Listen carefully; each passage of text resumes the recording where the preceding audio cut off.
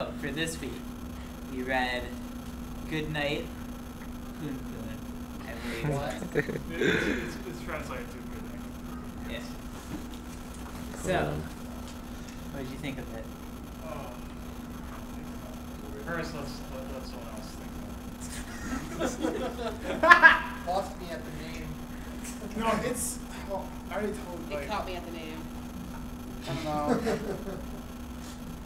it's. I think it's a good. I don't think it's necessarily bad. I think it's something I really would need to read more of for it to be like interesting. And like I guess I just didn't like we didn't read far enough into it. Why like I don't understand like why they were drawn it, like why they were written as birds. Like I don't. Like, so I'm like, not we're sure. talking about it, like, maybe I shouldn't get to it yet. Like, I think it was fine, but like, I don't understand what, like the real like significance of doing it. I think my hypothesis. I just read the first volume also, but I think that like okay, so one, the fact that they're birds makes it hilarious because it doesn't make any sense. But even just beyond that, because I don't think that's enough to explain it. Like all the tragic stuff that happens. Like his dad apparently like beats his mom. Yeah. And like just like grown up stuff, like the kids like masturbating under his sheets. Like you don't want to like necessarily like see a regular human family like experiencing these things. So to like lessen the amount and to make it more humorous, they make them really crappily drawn birds. Exactly. It's like depict like domestic violence and drawing birds. It's Right. not serious. No, it makes sense. That makes sense. Yeah. Not that it's like saying that domestic violence isn't serious, No, but it's just yeah. making it more accessible. Yeah. It was fun. It Yeah. was like funny, like how like over the top it was. It's kind of funny, like the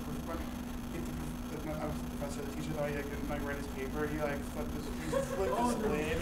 I thought it was funny when the principal and the vice principal were playing like hide and seek. Like they were just like sitting in their office and they're like, okay, let's play hide and seek, and like one of them hid like in like not in a drawer but like in A hallway. On a shelf. no, it wasn't a hallway, it was like a shelf, and he like went vertically and was just hiding in there. And For some pages. for what? For pages. Yeah, for pages he was just there staring at Poon Poon because he was in the closet for some odd reason. It was just ridiculous. It was funny. It was funny. And now this, the way you described it to us initially, that was a little misleading because you said before that the sort of humor is kind of like how Invader Zim is, you know, kind of wacky, but also like. I didn't say that. Oh. Who described it sort of Invader Zim or fully foolish? You did, didn't you? Art style, as in the birds are drawn like that. It had nothing to do with the actual content. All you said was that it was scribbly, like really. Right, and the birds are really scribbly. Yeah. The rest of it is like beautifully drawn though, which I also thought was funny. Oh, the little kids are drawing. Yeah, well not like beautifully, but really detailed. Yeah. But in terms of on that thread, it was in terms of humor and everything. It did seem like Invader Zim, how it's all absurdist and everything. But you know, reading through the first chapter, there's a lot. It's a lot more darker than what it really seems. It's a lot less comedic than actually it seems. It seems to me a lot more disturbing and everything, especially with all the pictures or all the illustrations of the regular people and everything. Because every time we see like a regular person, it's always a close up of a person going, really everything, and it just it's very disturbing and everything. And moving, I actually read a little bit sporadically further ahead, and yeah, it gets progressively darker from there. The people are drawn less paralyzed and everything, but everyone's drawn a little more human-like. Further along the story, there are like time skips and everything. You know how the first volume we read was all about Poon Poon being like an elementary school kid, right? He's not in elementary school. Or he's like a grade Maybe school like kid. middle school. Yeah. I'm thinking it's middle school. Yeah. Right. Yeah. Yeah. Yeah. Reading further ahead, I think this first volume is kind of misleading because reading a little bit further ahead, he actually grows up and actually gets out of the school he's in, and the tone doesn't necessarily change, but we really get to see how deep this rabbit hole goes. I'm kind of sad that they actually have him grow up because during the first volume and everything, there's like a sense of innocence in him.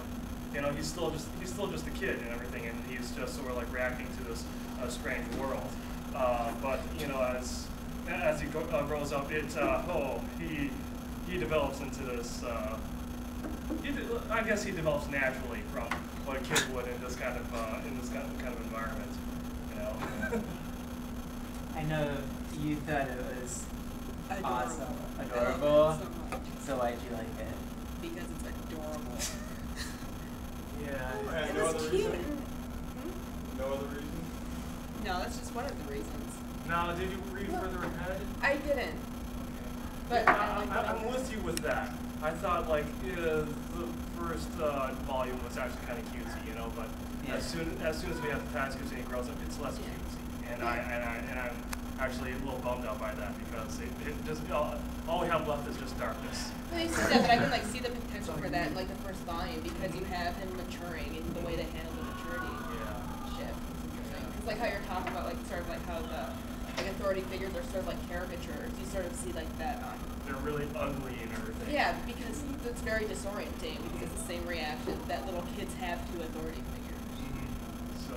I like how he doesn't talk, he just thinks, and then people can magically hear him.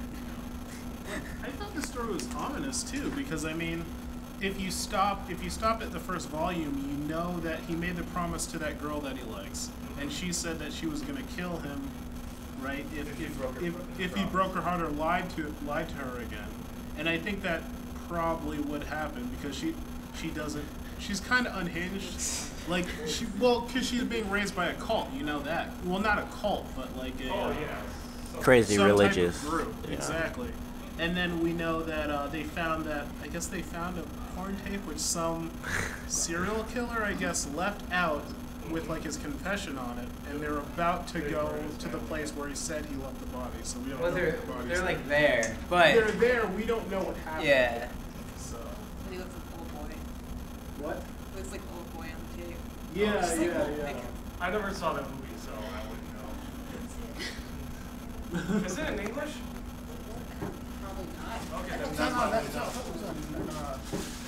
Honestly, that was on Netflix just recently.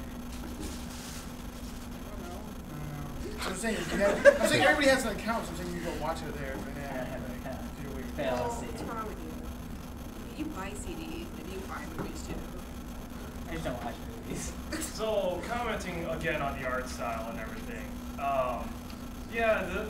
the caricatures are actually kind of cute. One comment, like Poon Poon's mom, how she's drawn and everything. When I first saw those little protrusions hanging out of her, I thought those were just her arms and everything. You can just imagine my face when I realized those are not her arms. Because she's the only character who's drawn like that. And I just realized that after reading just little pieces here and there. It's like, wait a minute, those are not her arms.